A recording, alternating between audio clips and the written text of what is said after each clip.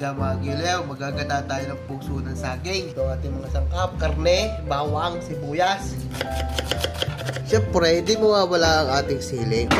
Oil of your choice, and my choice is pork oil. Kaya natin ang pork. Lagay na natin lahat.